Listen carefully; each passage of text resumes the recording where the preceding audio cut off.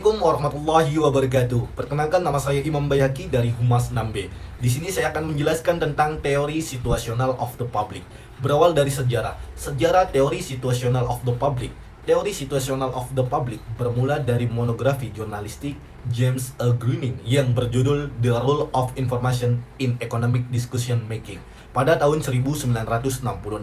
Hal itulah yang merupakan langkah awal berkembangnya teori yang saat ini dikenal dengan teori situational of the public. Dalam disertasi doktoralnya tentang proses pengambilan keputusan ekonomi pemilik tanah besar di Kolombia, Gruning mengambil teori variabel kedua, yaitu pengenalan kendala secara bersama-sama. Pengenalan masalah dan pengenalan kendala menjelaskan kapan dan mengapa orang secara aktif mencari suatu informasi.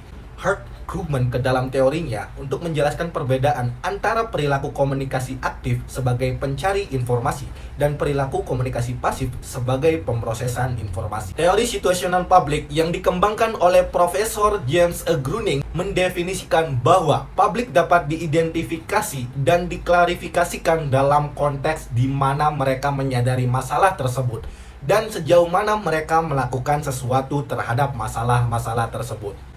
Untuk memahami teori situational of the public, pertama-tama kita harus memahami apa yang ingin diukur oleh teori ini. Dalam teori ini, terdapat dua variabel yang terikat.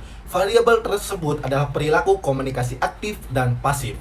Keduanya juga lebih sering disebut pencari informasi dan pemrosesan informasi. Konsep pengumpulan dan pemrosesan informasi aktif atau pasif adalah tulang punggung teori situational of the public.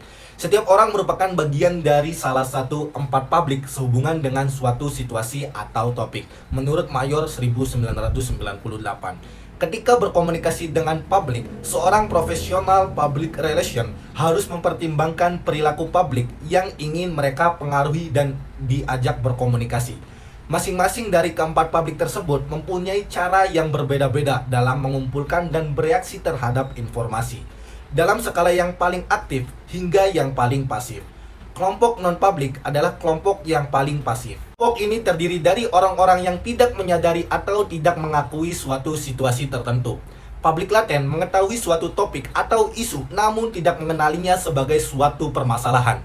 Masyarakat yang sadar melihat suatu situasi tetapi tidak berpartisipasi dalam mencari sebuah solusi. Publik yang aktif adalah orang yang paling tidak pasif.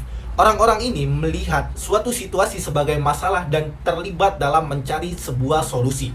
Publik yang aktif dan sadar akan disebut sebagai publik aktif, dan publik laten dan non-publik akan disebut sebagai publik pasif. Sebagai closing dari video ini, teori situational of the public penting untuk digunakan oleh para profesional public relation. Karena teori ini memberikan garis besar tentang berbagai jenis publik. Tugas para profesional public relation seringkali adalah mengkomunikasikan pesan kepada sejumlah publik setelah membagi orang-orang menjadi empat publik. Public relation dapat memutuskan bagaimana mereka ingin berkomunikasi dengan masing-masing publik. Setiap kelompok akan menerima dan memproses pesan secara berbeda, sehingga setiap kelompok harus disasar dengan cara yang berbeda juga. Terima kasih, saya Imam Bayhaqi.